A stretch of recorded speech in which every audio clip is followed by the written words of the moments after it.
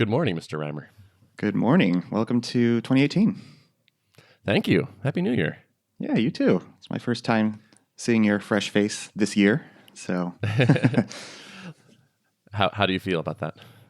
I feel good. Did I tell you that at the Drip office we banned the use of the joke of "see you next year"? That's good. That one's pretty tired. I'm totally on board with that one. Yeah. Yeah. I like the idea of slowly prohibiting more and more cliched jokes and phrases. Yeah, me too.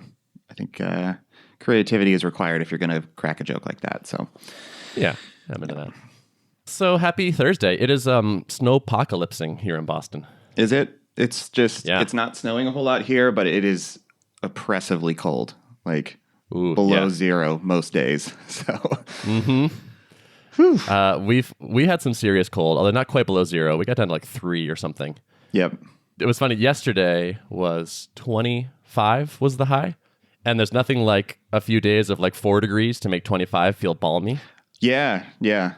I had a similar experience, although it wasn't quite 25. It was 14. Like when it finally got from -5 up to 14, I was like, geez, this feels great out here. So it's funny how it's also relative. I'm only going to wear one coat today. Yeah, right. I love it when it first gets cold. And then like after a few weeks or whatever, it's kind of like, all right, I'm less into this now. But today is our first like really big snow, which I still actually find exciting. I'm kind of looking forward to venturing out in the Arctic vortex. Mm-hmm. Yeah. If it's going to be this cold, I wish we had more snow on the ground. We have almost none. And then it gets warm and then it refreezes over and then it kind of turns icy and it's not fun anymore and it gets slippery. So, yeah. Yeah, so I'm watching the snowfall behind your pretty face. Nice. My monitor's in front of a window. Very cool. Does it being cold and snowy outside make you feel like more inclined to go heads down and work on stuff, or is it like it actually kind of does? When I woke up, it made me want to update my computer, like my software. Yeah, because you're like, I'm going to be here a while. Yeah, I'm just going to do all those like little annoying to-dos that I don't usually get to, and because this is a good excuse because the world is slightly different. Yep. When it's warm and sunny outside, you just kind of have a natural pull to go out there, but this is kind of the opposite. So, yeah, it's pretty decent timing because I also have some stuff to do for like upcoming code quality challenge, which is starting next week. So there's work to do. Before we dive into that, have you done more thought on your fitness goal from last time? Yeah. So goal update is. So I had specific homework. This is a goal update. Yeah, we need new segment. We need a little intro music to that. So I know I had some homework specifically to investigate like what is my fat loss goal, and I don't have that done yet. However, I did schedule. I'm getting my Bod Pod assessment today, so that's going to give me my baseline, and then I'm going to maybe like based on my metrics, then do some investigation and assess, because at this point all I have is weight and BMI, which are like terrible heuristics for this type of stuff. You know, things may be better than I expect, they may be worse than I expect. I really don't know, because I know that my weight has increased since my last physical, but I'm certain that I have some more muscle because of yoga and just different, being active here. So we'll see. I'm going to assess after that, but I'm pretty proud of myself because I've been focusing on, first of all, just trying to get back in the habit of regular exercise. And I think after our discussion last time and just talking to friends and stuff, like there's merit in just building the habit regardless of what results you're trying to achieve, because the habit is going to, once it's in place, that's going to be required to achieve whatever goals you have, right? So I've been trying to, and I have a good streak going of doing about 15 minutes a day of exercise and using the Nike Training Club app. And it's nice because they have varying degrees of like beginner workouts at 10 minutes and not super strenuous. So if there's a day where I really just don't feel like exercising, I can at least do one of those. And oftentimes after doing one, I'm like, you know what, now that I did that, I actually don't feel like I exercised that much. So I'm going to do another one, or I'm just going to do some additional like stuff just to get my heart rate up. So that's been working well. I had like a 5-day streak going right after we recorded the podcast. Then I got sick. So that always seems to happen to me. Like right when I get motivated to get back and exercise, something happens, like catching a cold, where I kind of am forced to take time off and rest. So I took 4 days and then thankfully got over the cold fast. It wasn't that bad, and then got right back into it. So I'm on another 5-day, 6-day streak right now. I don't know if I'm going to state that as a goal of like exercise daily, because I know daily goals are hard, but I'm going to attempt to keep doing that. And if I do it for long enough and establish the habit, then that might become one of my baseline goals, is just do something every day. Okay. Cool. Yeah. So next week you should have Bod Pod results, and then also probably like a numeric, like fat loss goal. Yeah, I think I'd like to. Cool. Let's say that I'll have that homework done by next time. Okay, sounds good. I have a recommendation for the Bod Pod, by the way. Write down all of your variables. So like what you wear, what time of day you did it, like what time you went to bed, what you like the time of your last meal. It's a very sensitive test, and so there are a lot of things that can affect it. Like if you drank a lot the night before and you're dehydrated the next morning when you get the test, or like if you fast for 8 hours versus 14 hours, you want to make sure you're doing the exact same test next time. Okay. Yeah, that makes sense. I need to review the recommendations that they emailed me a day ago or whatever. But how long do you typically fast before you do yours? I schedule mine for like 10 in the morning. And so I'll eat my last meal at like 7, usually the night before.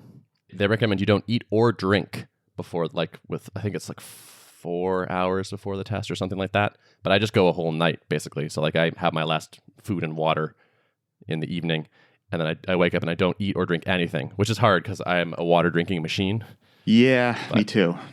Oh, man. Okay, so I probably should have scheduled it for the morning. I scheduled it. I was like, I don't have time during the day, but I'll just do it at 6 o'clock in the evening. So this will be interesting. Yeah, I mean, that will work. I think you'll just have to cut off your intake, and you won't have like a night's sleep to do it. Yeah. Okay. All right, I'll try not to be cranky all day on like no food. Yeah, I forget what their window is. I don't think it's that long. Like you don't need like a 12-hour fast or anything like that. Okay. Yeah, that's good. But but definitely look into that, and then make sure you do this the right length and do it the same way next time, whatever you do. Yep. Okay, good. Cool. Yeah, I'm excited to get that. I've never done one of those before, but yeah, I'm excited to see the numbers in their full glory. Yeah, it's cool. It'll probably be humbling. It has been for me in the past, but it's good to know where you're at. I always do it even when it's painful. It's like, okay, I know this one's going to be bad, but I just want to know how bad. Like, let's see. And then I have like a little Google Doc where I've tracked it. I've been doing them for a few years now, so I have like a line graph. And it's like, okay, over the last X years, am I trending up, trending down? So it's interesting. It's good to have that data. Yeah, I feel like that's a good motivator too. Like if things that are measured get managed, that's kind of like a mantra, right, from MBA school. But like, I feel like having that is just another motivator. If you can look back and you're like, well, I don't want this line to go in the wrong direction, so it's just another one of those things to nudge you towards keeping up. Totally. Yeah. So, in business news, Code Quality Challenge launches next Monday. It's Thursday now. And nice. I'm at 900 signups so far. Wow. Congrats. Which is pretty cool. Yeah, thanks. It's up 50% over last time. Last time was about 600, I think, when I launched. Yeah. So that's pretty cool. And I'm going to be sending out a video today, or like a video/email today, welcoming people. And also one of the things I will encourage them to do is invite a coworker or a friend to kind of like as an accountability buddy. So I wouldn't be surprised if this next cohort has about 1,000 people in it by Monday. Wow, that's nice. Yeah. Which would be pretty cool. Yeah. I'm looking forward to this one because so much of the content is already done. I feel like mostly just like, I get to run this interesting thing with a bunch of interesting people and hopefully have positive impact on their professional lives. And it's not going to be a huge amount of work this time. Yeah, you're starting to build up a little bit of a flywheel here, where you're not a content producing machine, but you're getting to reuse, which is really great. Yeah, that's cool. Did you figure out, by the way, what to do with the people in the previous cohort, and what are you doing with the content in the discourse forum from that? Yeah, so I had a call with Josh, and he gave me some specific recommendations, which I have written down and since forgotten. But basically, I'm going to more or less lock down the previous topics from new posts. So they'll still be there so people can peruse them, which makes sense because there's good info in there, but you won't accidentally post in the wrong old topic. And they will also naturally fall off the front page as new things are posted, so they won't really be like clogging up the front page of the forum. That makes sense. Yeah. So it's still the same forum, like all the new cohort is coming into the same one, so they could technically go back and look at older threads? Yes. Yes. Got it. Yep. And I'm going to move everyone that was in the first... I'm going to flare everyone that was in the inaugural cohort, give them like a little badge. So if you want to strut your stuff... You can put it on your suspenders. Yeah, exactly. There will be separate groups, so you'll always be part of like the inaugural cohort group if you were in the first one, and then I'll have a second group for the second people, and that'll just let me do, bulk assignments when needed. Mm-hmm. That's cool. I've decided I'm not going to let anyone in late this time. I sent out an email to my list the other day and was like, you should join this if you're interested, but please don't email me if you miss the deadline, because I got a lot of those. And I had people ask to join and then not participate. Like people asked to join late. And so it's like, I feel like if you can't make the deadline, like just wait. I'll do it again, most likely, so you can get in later. And I feel like if you're not starting off on the right track, like there's a very strong bias or something that if people miss a day or two, they feel like they're off track, and so they stop. And I feel like coming in late just is like you're starting with that. I'm trying to convince people to not do that, like hopefully, but I know it's just a strong like cognitive bias or something against it. And so like beginning with that it's kind of hopeless, I think. Yeah, it's kind of probably a self-selecting group. The people who are showing up late to starting it, they're kind of like free users of a SaaS app where they're going to be the most troublesome and have the most difficulty, because they're already, like you said, starting off on the wrong foot. So I think it's a good call. Plus, I like not having to evaluate each one. Like I'm hopefully heading off those emails, just be like, just please don't even try. And if I do get them, it's just like I've already decided that I don't need to rethink about this decision. It's already no. Before I was kind of doing case by case a little bit, and it's just like it's adding mental stress. Yeah, I think it's a good call. But yeah, speaking of accountability, I'm always thinking about how eventually do I make some income from this effort. I've been thinking about a couple different things. One, as you're saying that, like one is sort of just like a low fee that just kind of encourages accountability. I wonder if I could increase people's participation and thus have them get better results by adding a bar that they have to jump over to get into it, so that now I have a cognitive bias that's working in my favor, which is like, well, I paid for this, I don't want to waste the money. Is that some cost fallacy? I don't know. Yeah, arguably, you would be exploiting that fallacy for people's benefit. And you've done that to yourself before, right? Where you've like said you're going to pay your friend if you don't reach this goal, right? Yeah. And that's just like a conscious exploitation of these inherent fallacies that we have as humans, which is not terrible when used properly, And that's the thing is like, it doesn't actually make much difference to me if people go through the course or not, or like how many they do. It doesn't really impact my life that much. But like, I want it for them. Like, I want people to have a good experience and get value from it, but you have to actually do the work. And so, like, you can see somebody sent me, like, someone graphed the number of forum responses per day, and it has sort of a fairly steady downslope, which is what you would expect. I'm thinking of sort of my meta goal maybe for this course is how do I improve that slope each time? Or like, what's an experiment I can run each time that will hopefully improve that slope? Yep. We had kind of riffed before on like the gamification opportunities of like giving people badges for making it past a certain point or something like that, and I don't know if there's any kind of check-in mechanism you can have where like people are self-verifying that, yes, I did this, go log in and check a box or I don't know if there's something like that. I mean, there's definitely a lot of stuff to try in there for sure. Yeah. I am doing, so I signed up for a thing. I bought a thing. And that possibly has some interesting ideas that I can steal. So it's this course from this company called Precision Nutrition, and it's sort of like it's a year-long course where you get a coach, and you do it with a cohort, and the idea is that you get your nutrition dialed in. And so maybe you want weight loss and maybe you want weight gain, but they like recommend diet changes as well as workout changes. There are interesting things there. So like one I like is that it's like a long-term thing. So it just started, and they keep stressing the idea of like, this is a year-long course. We add habits really slowly. Everyone's fired up now, but change doesn't really work by getting really fired up and working really hard for a short period of time. It's more like adding sustainable habits over a long period. And you have a coach. So like the coach has something like 10 or 12 students or participants. And like the idea is the coach checks in with you and makes sure you're doing the habits and answers questions and things like that. And it's expensive. It's like $1,000 for the year.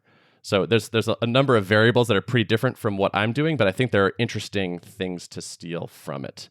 My goal is to sort of pay attention to what seems to work for me and what are the good things that I can kind of pull out and roll into my thing.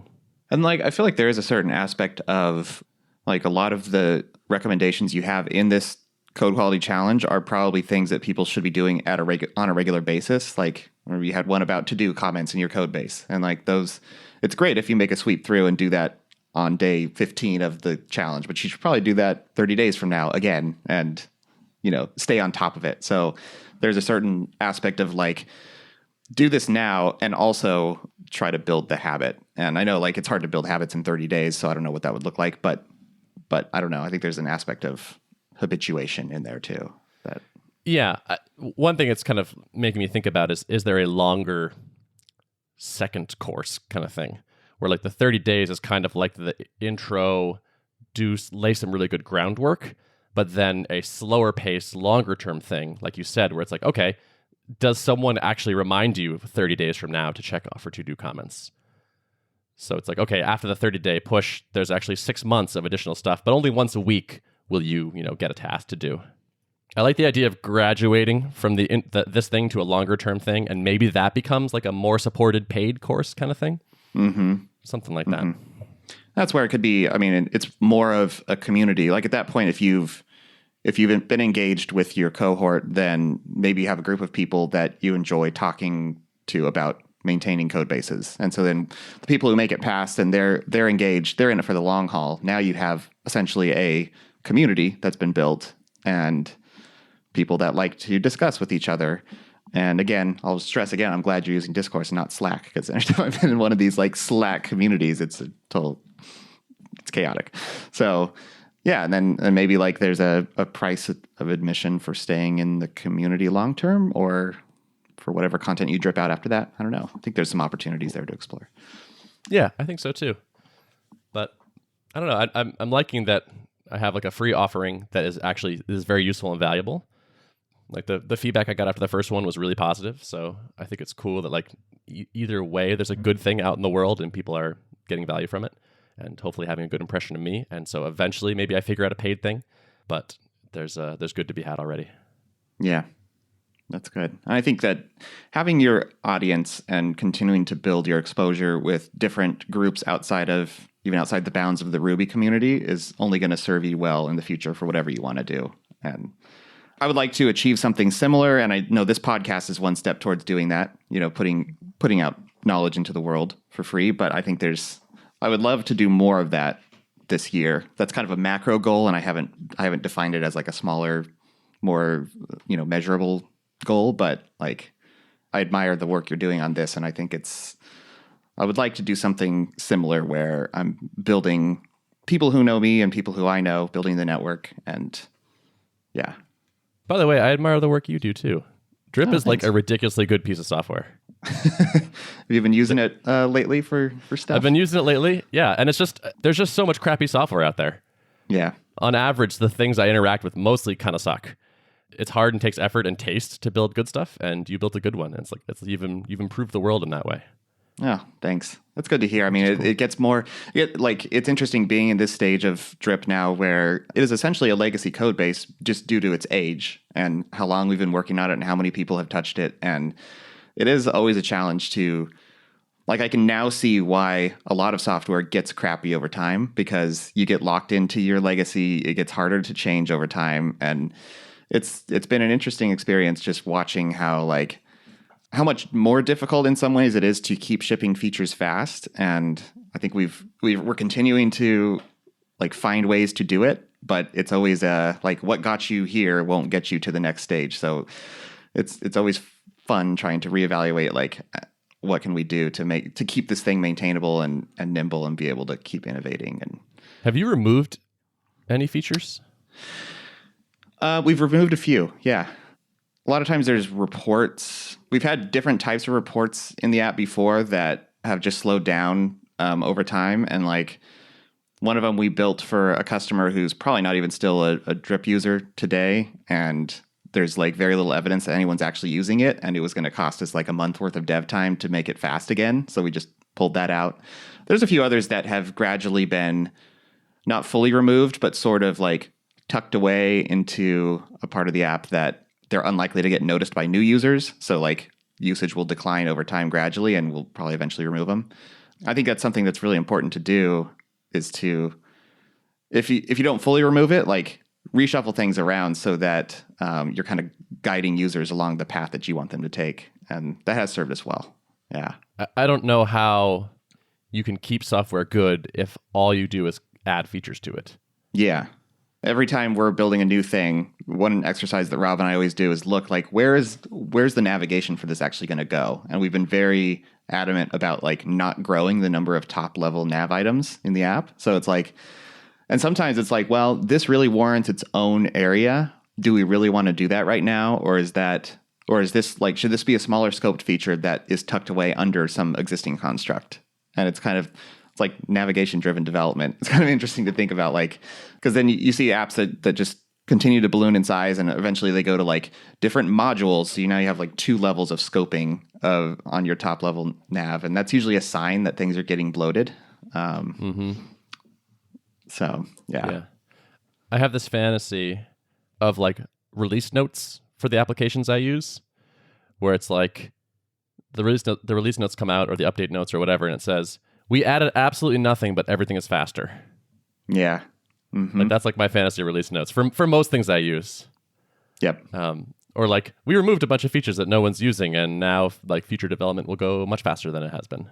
Yeah, I know. But I feel like that stuff is hard to do. It seems like most people just think like, how do we add more faster to this thing? Mm-hmm. I admired the gutsy moves that Basecamp took when they just decided to deliberately start releasing new, like rewriting Basecamp and releasing new versions of it. That's like the nuclear route of like, if you have so many people relying on this set of features and you want to mutate in a significant way, then, you can't exactly just like pull out a bunch of core features. So if you really need to do a big shift, then they've just decided, all right, we're just going to cut a new version. That would not work for an app like Drip, where it's so large, and it's just a different matter of scale, I think, in terms of complexity of the system and all that. But it's fascinating to think about how like you can do that in smaller ways without rewriting the entire application. It's something we've been thinking about with like workflows in particular. This is still like early thinking, but right now we're giving people a lot of power tools. Like workflows are essentially a programming language in a drag and drop type of format. There's a lot of users out there who are thinking more in terms of objectives, like what do I want to accomplish? And we have a lot of educational materials and content about like, well, here's how you can implement cart abandonment with the workflow. And, so we tell you what boxes to put where and how to configure delays and all this stuff. But like, what if for the non-power user, they could just log in and only type something into the 2 input fields that really matter, and we'll build the rest of that for them. So it's kind of like a wizard for building workflows. It's kind of like the Ruby on top of C.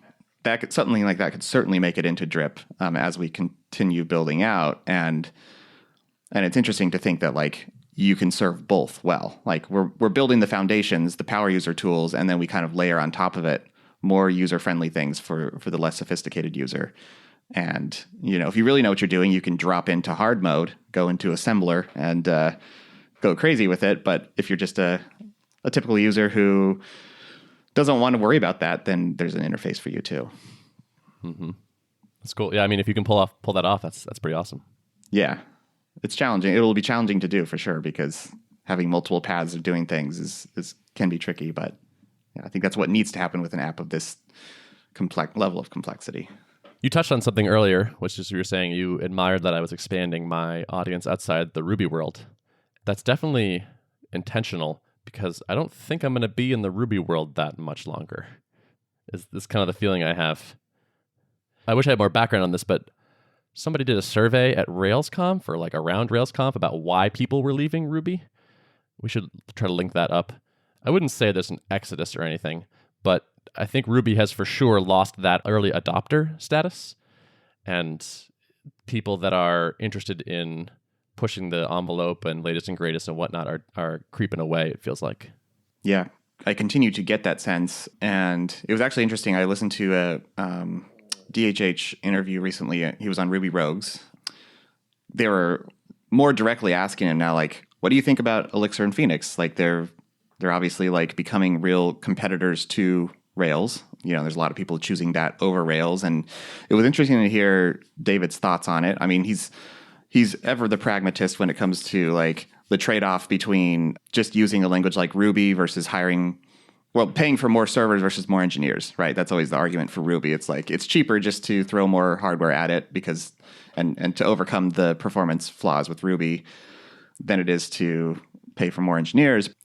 And I totally understand that argument, and it makes a lot of sense. But I've seen how when things do actually get to higher degrees of scale, like Drip have, it would certainly be nice to be in a more performance-friendly language.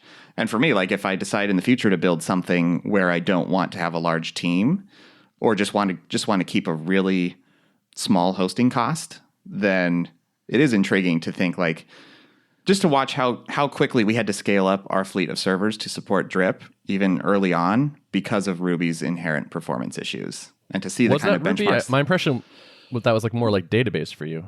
Well, yeah, it was both. It was both for sure. Like database definitely bit us first, but when it came down to like, okay, we actually need to render a bunch of emails really fast, and we need to do a lot of parallel work.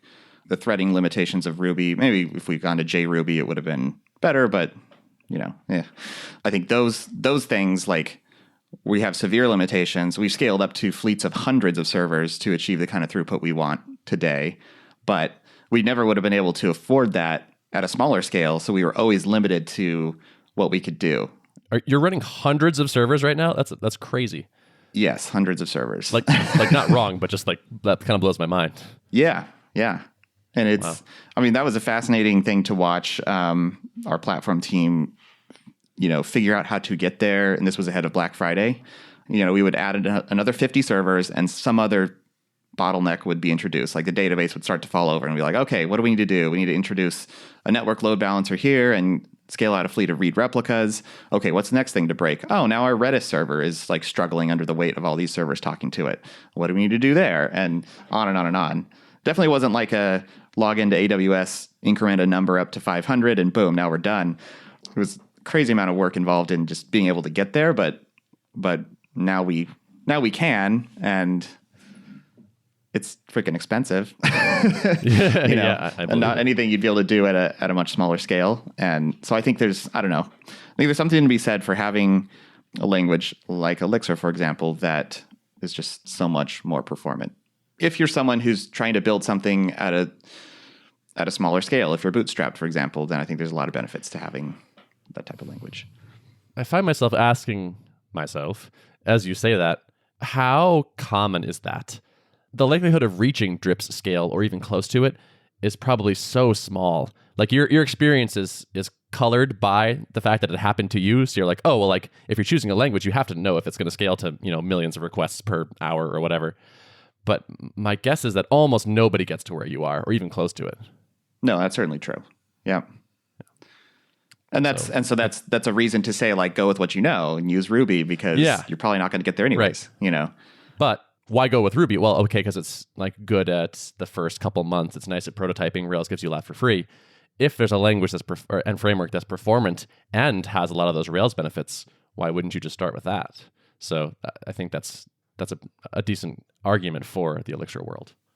Yeah, and that's where I'm at with it too. It's like anything that I use outside of Ruby has to meet a certain threshold of usability and community, and does it have a good ecosystem? Is the tooling good?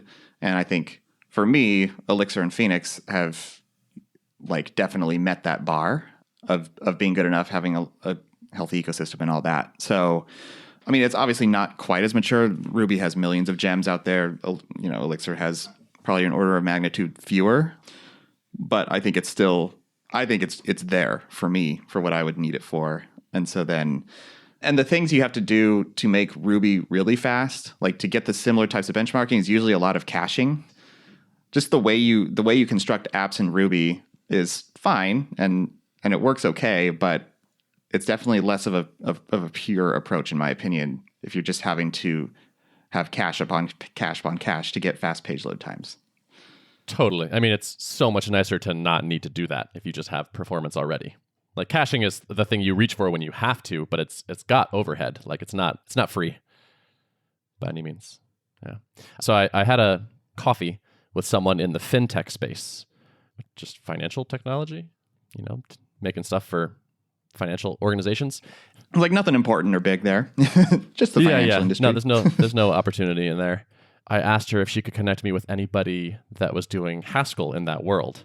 And she's like, oh, yeah, totally. There's this guy. He talks about this a lot. He's like sort of an evangelist for Haskell because it is so good at parallelizing work.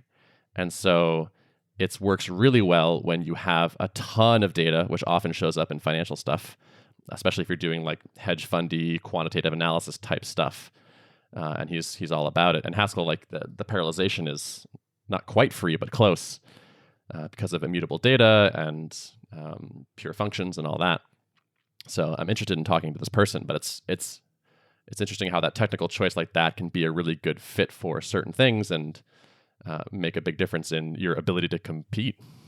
There are certain problem spaces where Ruby would just be a non-starter, and probably for any kind of like low-level system that's having to deal with stock trades on the order of microseconds or milliseconds, like I kind of doubt that stock Ruby would get you there, Of course, yeah. For better or worse, like the Ruby community is led by DHH and Basecamp, and Basecamp is a very nice, well-built standard CRUD application that doesn't have the type of demands that a lot of different problem spaces need. And so even to be in like fintech at a small scale, like there's an example of like even small scale Ruby wouldn't work necessarily. So like it's just never safe to assume that like Ruby's good for everything, Oh yeah, definitely. We used to say at Thoughtbot, like Rails is great if you basically want to build Basecamp. Like it's optimized for building Basecamp every few years. Like whatever DHH wants to put in the next version is like what shows up in Rails. And so if you're building something that looks like Basecamp, which a lot of people are, it's a really good choice. But if it doesn't look like that, then maybe don't reach for that. Right, exactly. We're at 38 minutes. Anything else you want to cover? No, I think I have some notes that we can just push off to next episode. So okay, cool. Yeah, that sounds good. Sweet. Well, I'll talk to you next time. All right. See you then. Good luck with the cold. Bundle up. Oh, thank you. I will. All right. If you'd like to access the show notes for this episode, you can go to artofproductpodcast.com. Thanks for listening. Thank you.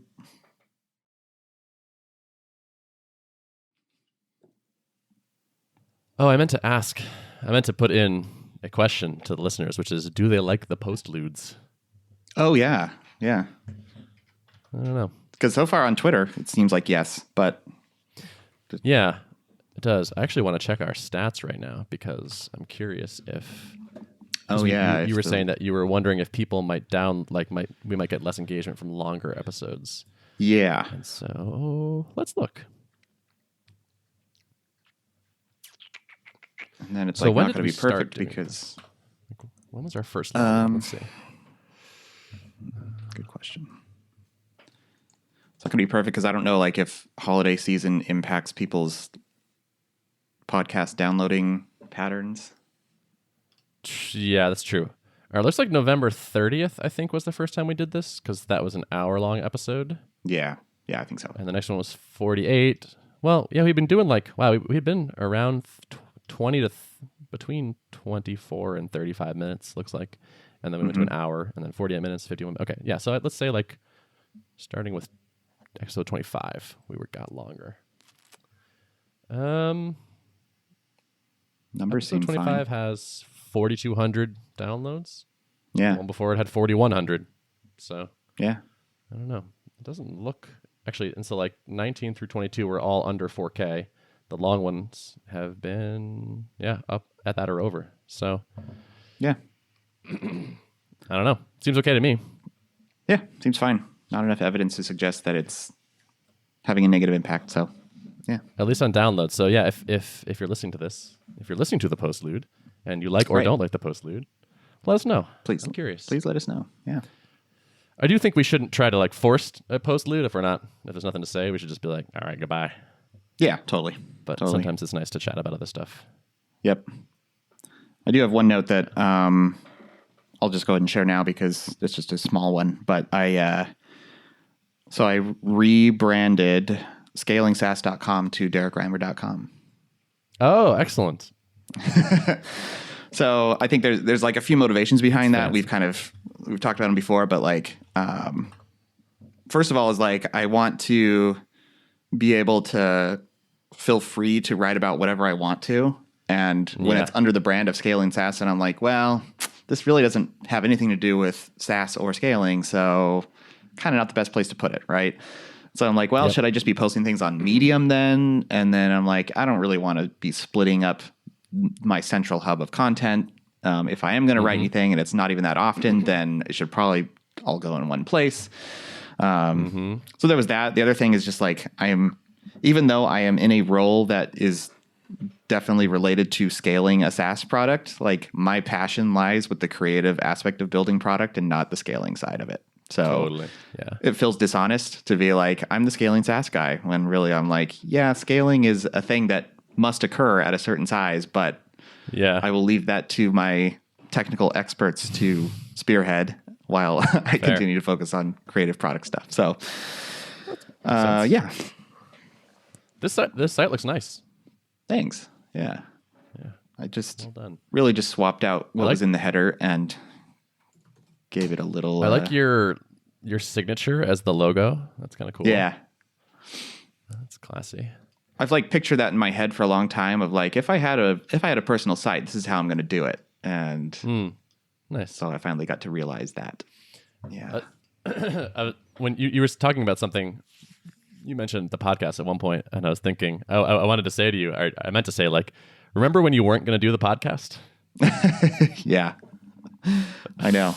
And here we are, like many episodes later. When did we start? We started Giant Robots was like August of no, it wasn't last year. It was the year before, huh?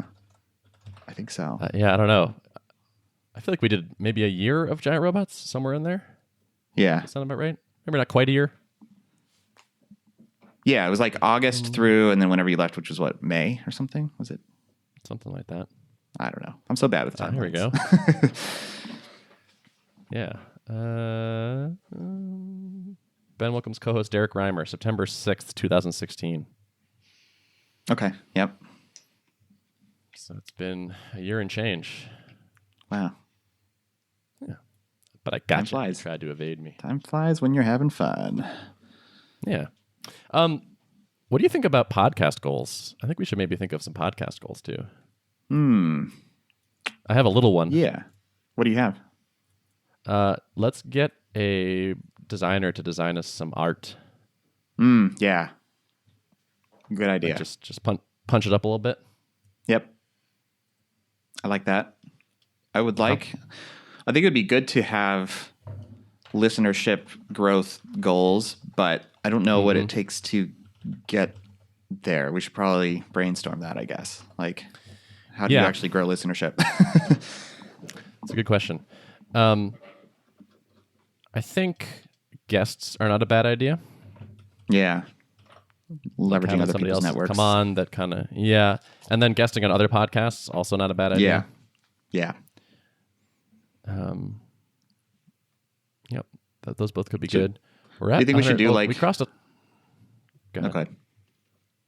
Okay. We crossed 100,000 downloads, which is nice for Art of Product. Yeah, that's very nice. Do you think we should shoot for like one guest a month?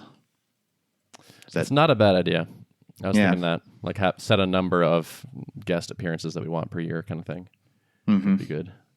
Yeah. Wow, that's interesting. Yeah, I've been meaning to have Phil Dirksen come on as a guest. You know Phil? Mm-mm. He was longtime buddy of mine and Rob's back from Fresno. We kind of did mastermind with him for years, and he has WordPress plugins, and he quit his job a few years back, and has given like an attendee talk at MicroConf before. He has the WP Simple Pay plugin. Oh, sure, yeah, I know that one. Yeah, and yeah, he's just still kicking, continuing to grow his business. So I think you have some interesting insights for people who are, yeah, and it's nice that he's not in the SaaS realm, so it's a little different than what I've been focusing on, and still like, yeah, that'd be cool, independent and doing well. So I'd like to have him on. Let's do it. Yeah, yeah. There's part of me that's not honestly that motivated by listenership growth goals. Yeah, yeah. Like actually, we seem to be trending up, which is nice. If it were like trending down, that would be demoralizing. But yeah, I'm not sure if I care if it's like 4,000 or 6,000 or 8,000 per episode that much. Yeah. Yeah, I don't think so either. Like it's certainly not the most important thing. It is like my only channel right now for growing an audience, I guess, which is, yeah.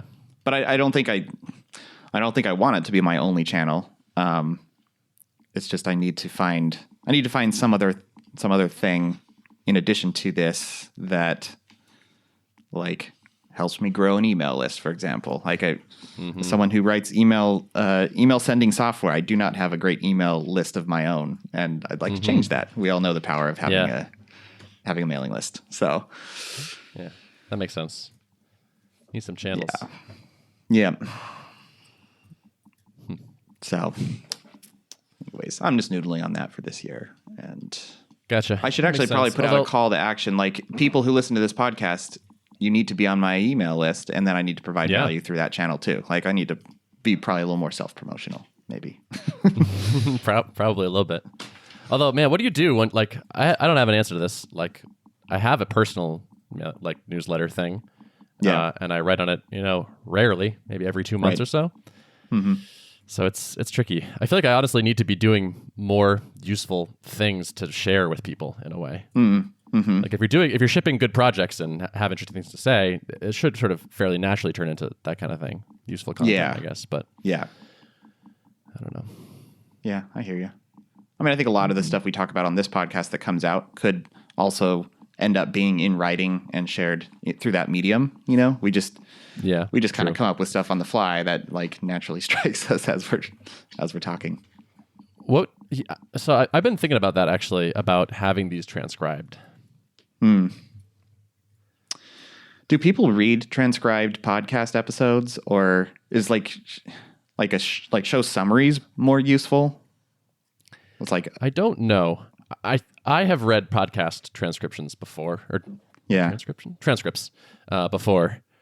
I know it gives you a heck of a lot more Google juice. Yeah. Right? Like each one looks like a meaty blog post about stuff-ish. And I think there are lots of people that just don't like audio as a medium, which I get because it's comparatively slow. Yeah. I think like if we are at least sort of interested in growing listeners, I would think that trying transcripts is not a bad idea. And even if it's not a full transcript, but maybe like a somewhat edited transcript kind of thing. Like it's not every single word, but it's a lot of the words, and there's some headings and topics, and it's broken down and maybe reordered because like natural conversation is kind of all over the place. Yeah. So if it was start with a rough transcription and then massage it into something a little bit more presentable, I could see that being a useful growth channel for us, I guess.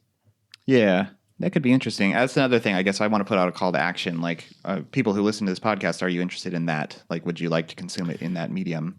Well, it's funny because like that's almost the worst. You're like that's almost the worst people to ask. Yeah, that's true.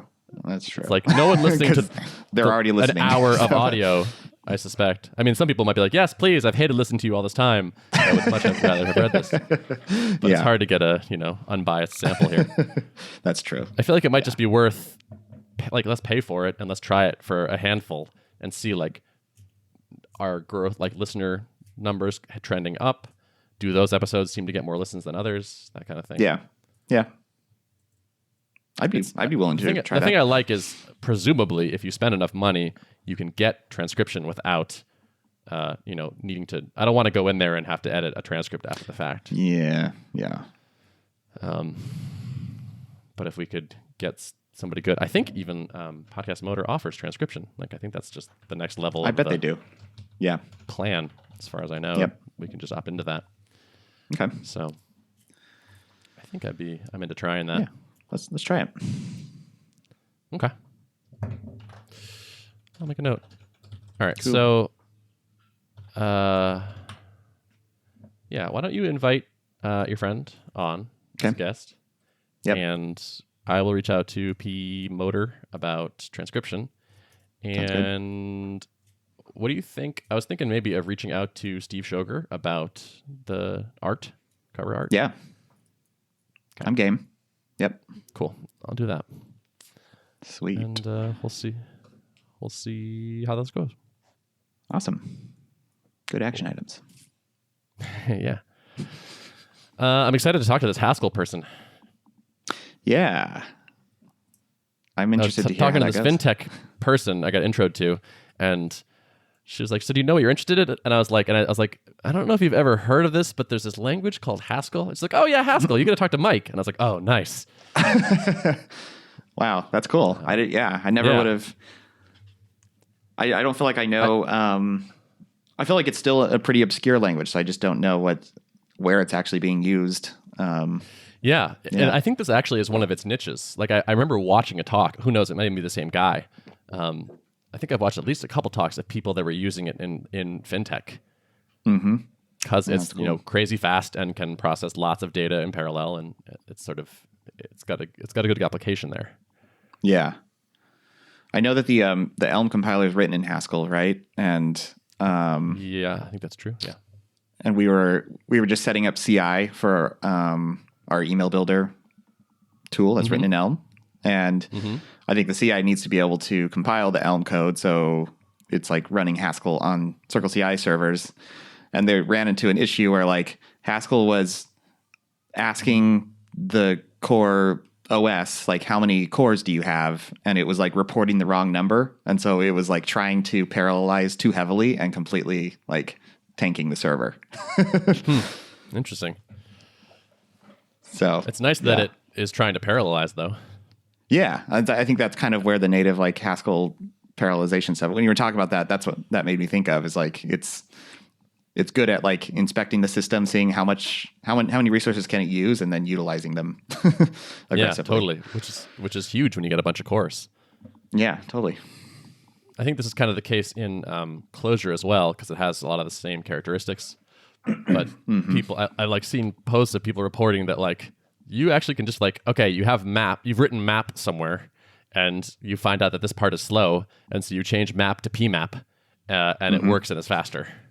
And just pmap being just parallel map. It's just like, all right, just split this work up. And it's just like, all right, no further work required. Also, it's faster.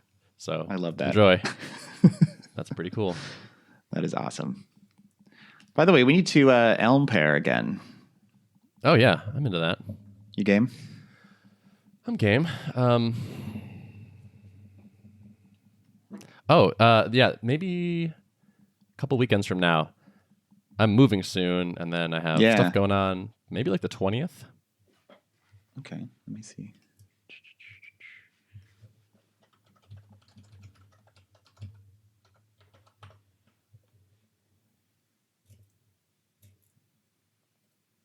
Saturday the 20th? Yeah, let's tentatively put that down. I'm leaving for Mexico the next day. This is my first trip down to Mexico. Cool. Escaping the cold. That's just for that's cool. Do you speak any Spanish? No. I really should have. Growing up in Central Valley of California, like I would have been smart to take that in high school, but I didn't. So I find if you go somewhere, if you just learn 20 phrases, you have a much better time. For me personally. I think it's so nice to be able to like say please and thank you and like where's the bathroom and like good morning and goodbye. If you just have like a small handful, It's just you just feel much. I don't know. I feel more integrated, and I also feel like less of an American jerk, where it's like I just assume everyone speaks English. Right. Like if you can at least greet somebody in Spanish and then be like, "Sorry, I don't speak any more Spanish," but I think it's nice. At least put in a little bit of effort. Yeah. Duolingo would probably be a good thing for that, just to get you like a couple basic phrases. Yeah, I think it's worth doing. Do that. I find I enjoy the travels more. Mm-hmm. That makes sense. I have a cool thing that I might be doing. Oh yeah. So, have you followed SpaceX at all? Yes. SpaceX. So I know they somewhere keep launching around, stuff. Yeah, they do keep launching stuff, and they're actually about to launch for the first time Falcon Heavy. So, like the Falcon 9 rocket is what they have been launching everything with so far, and it's a giant freaking rocket, and it launches payloads into space. They are about to launch Falcon Heavy, which is they took 3 of those and bolted them together, and it launches way heavier stuff into space. Nice. And so that's happening for the first time around the 14th or 15th of January. And I was talking to a friend of mine, and he was like, "Yeah, I'm driving down to Florida to watch it." And I was like, "That sounds amazing." And so I think I'm going to fly down and watch it as well. Awesome. Because there's 3 rockets on a Falcon Heavy. And so if the way it's going to work is you watch watch the rocket launch, which I think will be amazing. I've actually never seen a rocket launch. I suspect it will be great. And it's the first time ever, so it may blow up, which would be kind of fun to watch too. Hopefully it doesn't. But if all goes well, the thing will launch, and then the 2 side rockets, the 2 side boosters, I guess they're called, which are full Falcon 9 rockets, come back to the same pad and land there. Really? Yes. Don't they usually, historically, they would just, kind of fall back and land in the ocean 100%, right? And that is actually, SpaceX's innovation. I mean, there's been a bunch of them, but that's their biggest one to date, is that they don't drop stuff into the ocean and just be like, "Oh, well, that's broken now." It comes back and lands. So, that's what is happening with the first stage of the Falcon 9 rocket, is that it comes back and lands after it launches the second stage into orbit. And this one has 3 of those, and 2 of them come back and land right at the same pad that it launched from, or nearby, near enough that you can see it, I guess. Yeah. So, getting to watch the launch, and then hopefully a double I guess I don't know if it happens simultaneously or not, but 2 things coming back and landing upright. That just sounds amazing. That does sound amazing, man. Yeah. Have your camera phone out. I thought about that, and I was like, this is gonna be the most videoed thing around. That's true. So actually, don't. Just watch it. Just experience it, and I'll look up a video online. Exactly. Yeah. I'm like, I won't be able to post my own video on Facebook, but that's all right. Yeah. People will survive. Nice. Yeah. That sounds really fun. So I don't know if I'm gonna. I have some conflicts around that. So depending on, and it's also unknown when the actual launch will happen. So they have a static fire of the engine coming up, which is where I guess maybe the whole thing, where they basically turn it on but don't go anywhere, I think is what that is. Yeah. And if that goes well, then okay, we're good to go. Now we'll pick a launch date, but that's based on weather and other things. Yeah. So I'm kind of just hoping that I can kind of wait until the last minute and okay, the launch is scheduled for Monday at 3, and just book a plane ticket for Sunday evening or something, and fly down and go watch this thing. And book and I'm only going to book one way, because it could be that Monday rolls around and there's a problem, or the weather or whatever, and they're like, okay, actually we're going to try for Tuesday or Thursday or whatever. Right. But bring my laptop and be ready to do stuff. There you go. Try to catch this thing. This is going to be historic. Cool. Yeah. It's the most powerful rocket in the world in terms of thrust by a factor of 2. Really? Yep. So this thing is huge and insanely powerful. Yeah. Cool, man. I'm excited to hear about that. Yeah. Yeah. So that's that. All right. You want to wrap it up? Yeah. I should probably get back to work. Sounds good. I'm going to go do some stuff. I'm going to go play in the snow a little bit. Yeah. Do it. All right. Build snowman. Have a good week. I'll talk to you next week. All right. See you, man. All right. Take care. Bye. Bye.